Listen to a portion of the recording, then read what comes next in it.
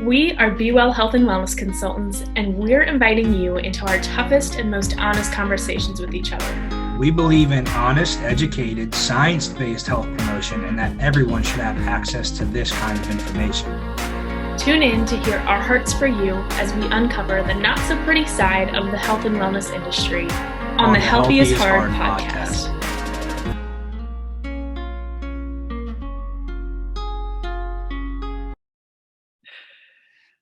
All right, welcome back, everybody, to the Healthy is Hard podcast. Today, we have a fun episode for you. It is a little bit more of just kind of a conversation that we're having today to share with you some of our personal eating habits so that you can know what it sort of looks like as a day in the life of a nutrition and a fitness professional. So this kind of came about because Tony and I had been talking. This is coming out right about the middle-ish of January 2021. And Tony, I know, decided to do a little bit of a vegan stint for the beginning of the year. And it is something that I've tried in the past. He's also done it in the past. So we're just going to break down kind of some barriers, talk about just, what it means to have a consistent diet and what that looks like in our lives, and hopefully inspire a little bit of a change for you so that you know that you do not have to follow a restrictive eating plan in order to be consistent or to be healthy or so that it looks like someone else. So let's dive right in here. I'll go ahead and start since I am the nutrition expert. And then Tony, if you have any questions, please feel free to ask or throw some things in. I know that this is all very familiar to you. Yeah. So many of you may not know that I am actually a pescatarian. What that means is that the only meat products that I eat are seafood. So fish, shrimp, crabs, lobster, scallops, the whole nine. I love it all. The main reason that I decided to choose pescatarian is because I used to live in Maryland. I grew up in Maryland, and if you know anything about our state, it is that we are crab people, and I just could not give that up. So I did actually dive in right about the time that I was starting my educational career in nutrition. I decided I wanted to be vegetarian. And so I tried it, and it was like June. So it was summertime in Maryland, which just recipe for disaster, right? I mean, seafood is everywhere. Like, one of our family favorite meals is a shrimp boil. My dad has family in Louisiana, so like we love all kinds of stuff like that. So not entirely sure where that thought process came from. But I know a lot of you are going to ask why. So I want to address that kind of first and then get in on the back end of what it looks like for me. So I originally decided that I wanted to try vegetarian living because of a couple reasons. You may or may not have seen the documentaries called What the Health and Food Incorporated. So I want to give a little disclaimer here. This podcast is in no way sponsored by these movies. We are no way connected to these documentaries. This is personal testimony here. So I watched these documentaries because when I was deciding to go into nutrition, I'm someone, you may already have figured this out, but I love research, and I want to make sure that my decision is always an educated decision and that I never form an opinion without first having all of the facts. So that means looking at both sides, looking at the industry, where the payment is coming from and where, the science is coming from, all the things. It's a lot, okay? But some of these documentaries are things that I decided to kind of conduct personal research on, and if you've seen them, you know that they are a little bit unnerving. Anyway, so after watching those documentaries, and again, These things, anytime you see a documentary, there is a special interest in the project. Okay, so you have to take it with a grain of salt if you choose to watch these documentaries or any others. I know there was another one on Netflix, I believe it came out last year. Do you remember what that one was called? I did watch that Oh, one too, and I can't remember the name of it. You know what I'm talking about? It was about the uh, vegan athletes, had yeah, Arnold Schwarzenegger in it. yeah, What was it called? I I wa can't remember. yeah, I watched that too. Anyway, all of these documentaries, they always have a special interest in some way or another. So you want to make sure that you are conducting outside research after you watch them so that you can be, again, just entirely informed and not swayed one way or the other. Things that you see in documentaries are not always, excuse me, fact. Um, Sometimes they are just opinion and people are very persuasive. So that's the first thing I want to encourage you to do is always do your own research and form your own educated and informed decision. Now that's what I did. I watched some of these documentaries. I decided that the meatpacking industry is a little sus in my opinion, and so I started looking into, the options and how animals are treated, when they're being raised, and then the actual meat packaging process. It's a lot. It's a lot. But I decided that this was a good choice for me. I also learned that protein overconsumption is highly, highly common. 58% of Americans consume 200% of their daily recommended protein intake every single day. So that's a lot. That can lead to a lot of different, complications, kidney stones, things like that, difficulty in losing weight. So that's something that I knew I wanted to avoid because I've always been a little bit broader in high school. My biggest insecurity actually was the broadness of my shoulders. So I wanted to be very conscious of not over consuming my protein and not being able to reach my goals for my body. And the other thing that I am really focused on is reducing my risk of cancer. Now, I want you all to hear me on this. Eating meat does not directly cause cancer, okay? There are multiple studies that show not eating meat can reduce your risk of developing cancer. That is good enough for me. My mom is a stage 4 ovarian cancer survivor, as you would hear in our first episode. So that's just something really important to me to focus on all of the things that I can be doing to reduce my risk of developing cancer.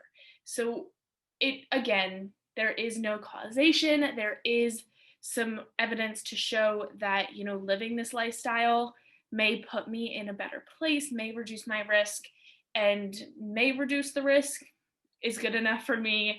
Again, that comes with a lot of other outside research, but it is very important to me. That does not mean that it is important to you or necessary for you.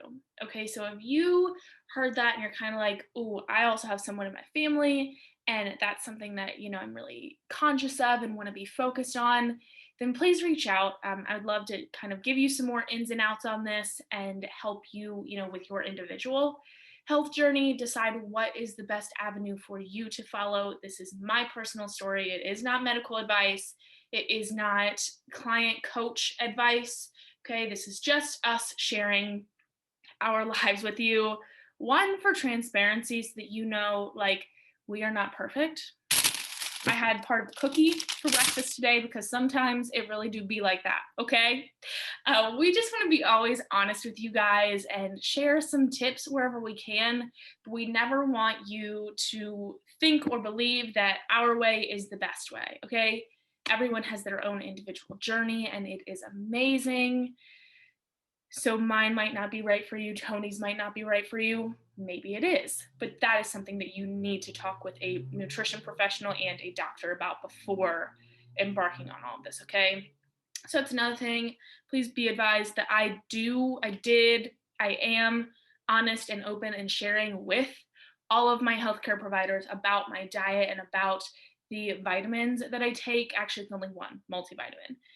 But that's something really important, is just being honest and open with your healthcare provider so that they have all the information that they need to make a proper diagnosis and make sure you're staying healthy. So that is another tip.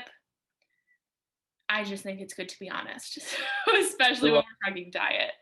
Um, do you count calories or track macros? I do not. So, um, I used to. When I first started this journey, it's been 2 full years since I've been pescatarian completely. Now it's been 2.5 that I started this journey. I was what we call flexitarian for about 6 months, and flexitarian is where you kind of sort of are vegetarian and kind of sort of aren't. So Tony and I have had this conversation before.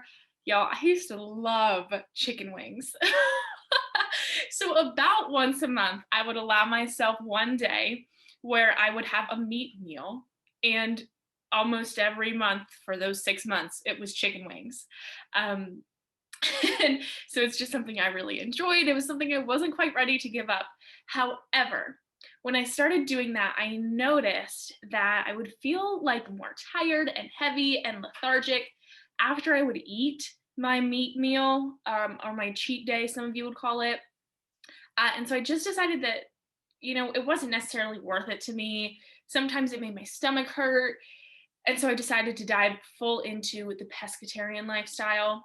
And when I started that, I knew that it was incredibly important to make sure that I was meeting all of my macronutrient needs, that I was meeting my calorie needs, so that I did not fall into a deficiency, because we all know that it can be very, very difficult to do that when you're leading a mostly plant-based lifestyle. So that is kind of what I follow, mostly plant-based. I will do the occasional soy products like Beyond Burger or tofu, like things like that. No more than 3 times a week. That's just personal preference. The big tofu argument, I will go ahead and briefly dispel. We can have another episode if you guys want that. Let us know. But the whole myth around tofu, that it disrupts your hormones and that it causes all these different types of things, in short, it's just not true. In large quantities, very often, it can influence your hormone production. Phytoestrogen is actually what is in tofu. So it is a plant phytochemical. Essentially, what it does in the body is it can mimic estrogen if it is in those large quantities, as I just mentioned. However, unless you're eating it like multiple times a day, every single day, you're not going to notice any of that difference. You're going to get more estrogen and hormone type influences from things like meat products, dairy, all of that stuff that has actual hormones in it, just because of the nature of what it is chemically. So let's go ahead and dispel that myth here. But personally, I just like to get my protein sources from things like beans, from things like seafood, because I do typically enjoy them a bit more. We were never really big meat eaters. My dad had high cholesterol, so we had steak like for Valentine's Day. I didn't like pork. The only thing I ever really ate was chicken. Hear me on that. Chicken wings and chicken breast. That was about it. So it really wasn't a very difficult transition for me. For those of you that are listening and you're like, I could never do that. I love meat too much. I get it. I hear you. Again, it's not for everyone, but it was a pretty easy switch for me. But back to the question, I did track things very, very strictly when I first started, just to make sure that I was meeting my needs. However, it also turned into a bit of a compulsory habit for me. And so I decided to stop that because it was not necessarily a healthy habit. I was like tracking everything. I was putting things into my MyFitnessPal app to see like, can I eat this later? Is it going to make go over my calories? Like, oh, I was over on my fat today, I have to reduce that tomorrow. Like, it just got very obsessive for me. And I believe that the majority of that is because I was very focused on physical goals at that time, as opposed more so to just like the health aspect, and really why I was embarking on this journey. So I currently do not. I do have an education in this field, friends. So I do know what my daily calorie needs, the general goal range of what my carbs, fat, and protein need to be. So I do pay a lot of mind to that. I don't necessarily track it to the number, to the T, because I personally know that I struggle with that and I try to avoid it as much as possible. Some days I will just because I'm curious, but it's important for me in order to stay in a healthy mindset with food and why I'm eating the way that I'm eating to keep myself pretty far removed from calorie counting and macro tracking. So I know that that is an underlying issue for a lot of people, and I get it. It's just it's hard to kind of differentiate, what is the good side of tracking and being really strict and specific, and then what is traveling into that obsessive side, the unhealthy um, orthorexic side, which, if you've never heard of it, orthorexia is actually a diagnosed eating disorder where you are so focused on healthy eating that you have that eating disorder. So you won't eat a cookie for breakfast, or you are so obsessed with tracking your calories and macros that you won't even go 1 point above or below. So just something to be aware of. I personally have struggled with it. So if you're going through that, I know your pain. And if you need someone to help walk you through that, please reach out. This is a safe place with no judgment and no anything. I mean, we've all struggled with something like that, right? So that is kind of my side of things. For the seafood, I try to limit it to 1 time per day, if at all. Again, I really try to stay more towards the 80-90% plant-based vegetarian eating, and then add in seafood and some soy products when I want them, when I maybe need them, when I know my protein intake is a bit low. Um, yeah. Another thing I want to touch on before I flip it over to Tony here is that I am not opposed to eating meat again one day, but I'll be entirely honest with you. Right now, I just can't afford to do it the way that I want to do it.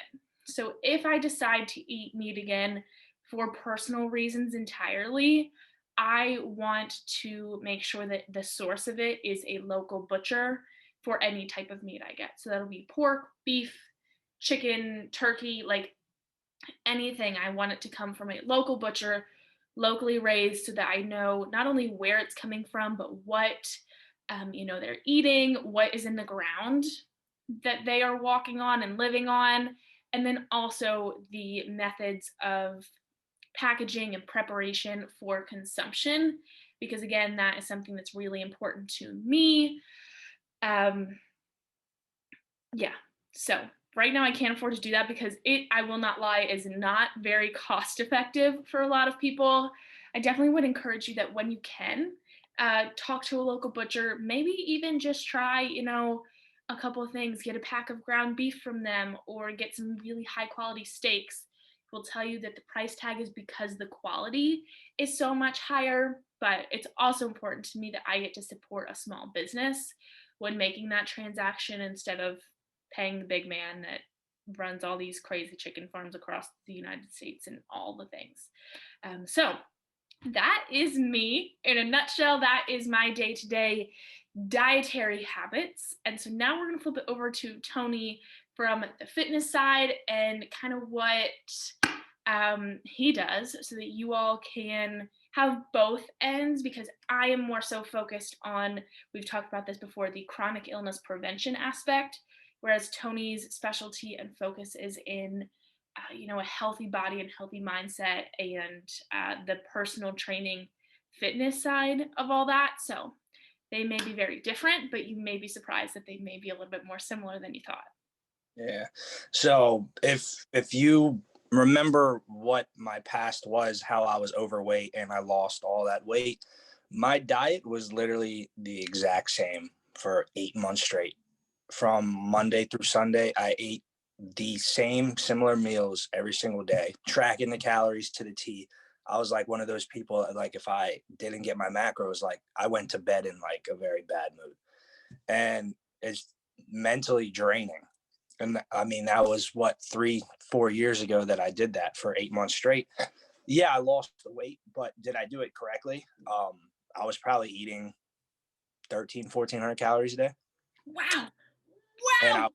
yeah, yeah, I was eating, my breakfast would be oatmeal, egg whites, right? So get my carbs and my protein.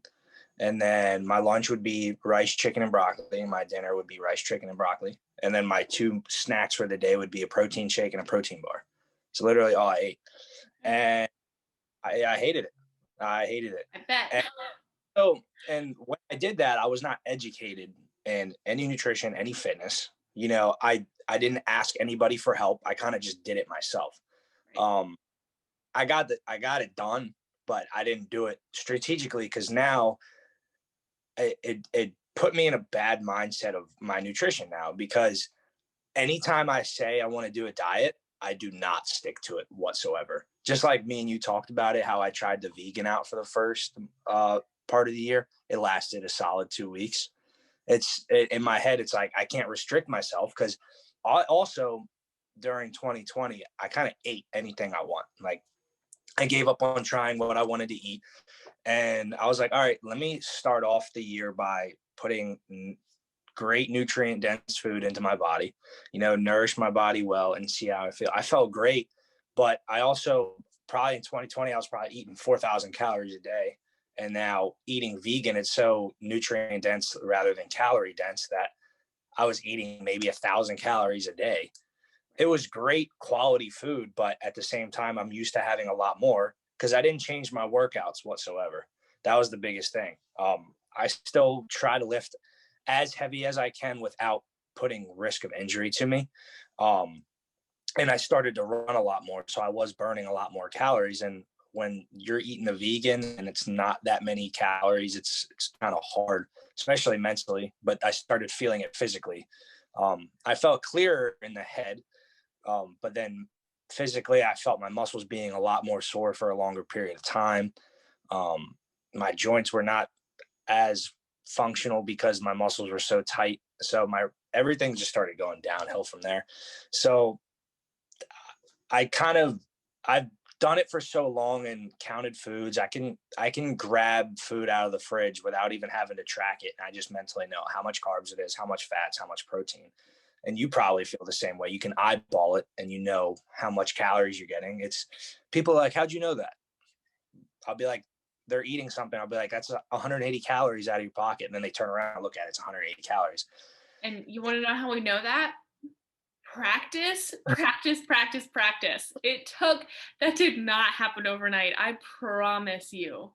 Yeah, that's a lot of work, but it does come. And that's why what we're all saying right now is that it is so important to work with professionals, because as you just heard, when the education is not there, it's so hard to do it for the right reasons and do it the right way, really.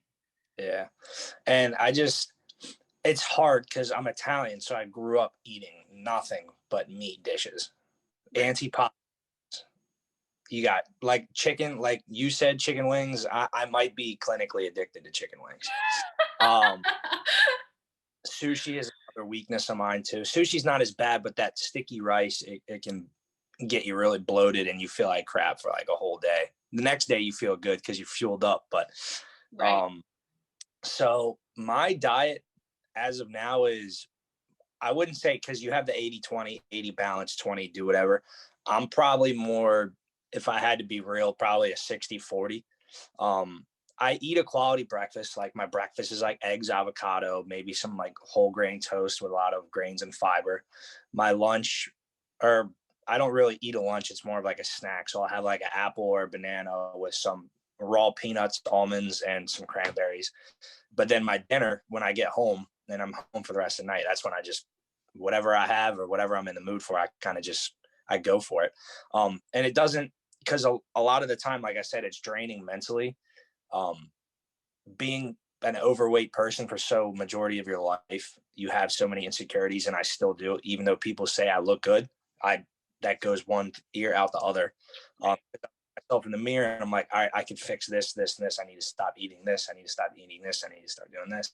It's so mentally screwed up that I want to feel better rather than look good.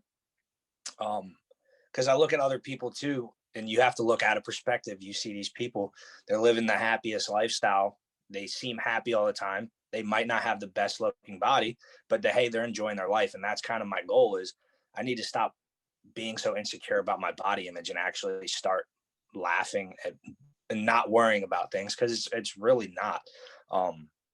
But as far as human function, that's people ask me like, why are you eating that? You're a health and fitness guy. I'm like, I care about my movement. I specialize in human movement.